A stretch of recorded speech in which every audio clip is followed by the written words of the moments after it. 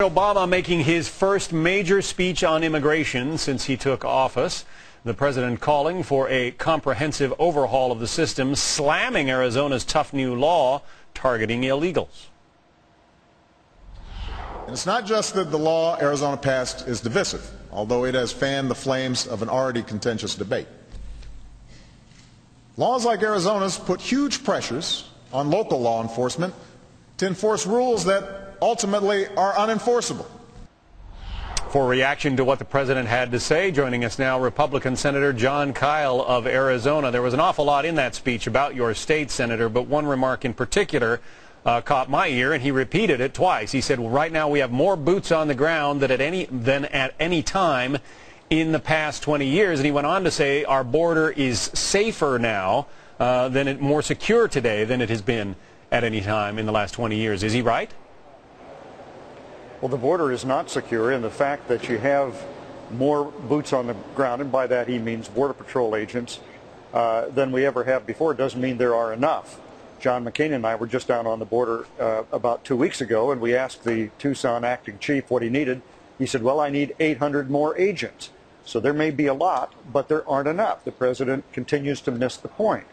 And it appears as if he doesn't think we can enforce the law or secure the border, because he made that point. He said, first of all, we're talking about enforcing laws that aren't, or rules, he said, that aren't enforceable. Well, yes, they are. And it may be impossible to seal the border to anybody or any ounce of marijuana that is brought across, but you can sure do a lot better job than we have. And the American people are saying, secure the border first, and then we'll consider the comprehensive immigration reform the president's talking about. Well, he seems to reject that point, and I wrote this quote down. He said, there are those who argue we should not move forward with any aspect of immigration reform until our borders are totally secure. He seemed to be alluding to that flap that you got involved in after your one-on-one meeting with the president about that very issue. Well, it's the majority of the American people who have been very clear. I was part of the bill that he talked about, the Kennedy-McCain bill, trying to do both at the same time. And the American people rejected it. They said, no, secure the border first. And I'm not suggesting that it would be an absolutely perfect job, but what they're not seeing is an adequate commitment to it. And when the president seems to suggest it can't be done and that the rules can't be enforced, that just confirms in the American people that this is not something they're totally committed to. Remember, too, on this legislation, Republicans don't control the presidency or the Congress. Nancy Pelosi and Harry Reid can bring immigration legislation up anytime they want to. They have a huge majority. But the reason they don't is because they, too, know that the American people want us to at least really try hard to secure the border first. So why is the president blaming Republicans? He seemed to be doing that at some length in the speech. Yes, he did. It was very political. On the one hand, he says we need bipartisanship, and then he slams Republicans, talking about 11 Republicans who need to get on board again. Well, I was one of those 11, and yet I don't base my position, as he seemed to infer, on fear or emotion or demagoguery or politics. Those were all words that he used. I have a very specific reason for the position I take. And the first point is that my constituents have said, do everything you can to secure the border first. Well, the federal government hasn't done everything it can to secure the border first, and that's why the people of my state have turned to other measures, including the Arizona law that the president criticized. I alluded a moment ago to that flap that you got involved with after this one-on-one meeting with the president. You said that in this meeting, you essentially, or that he said to you that he could deliver on, complete border security, but then the Republicans wouldn't go along with immigration reform. And you described it as the one issue being held hostage. Well, okay, go ahead. You say it.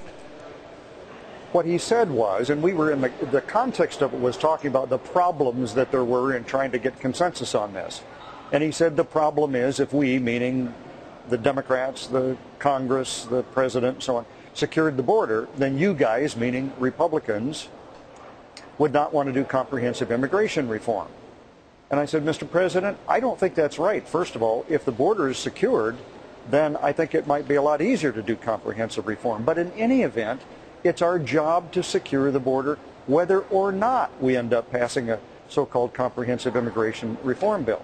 So again, my point is, commit ourselves to a stronger effort to both enforce the law against employers hiring illegal immigrants and securing the border and doing something about the visa overstay problem that the president acknowledged today.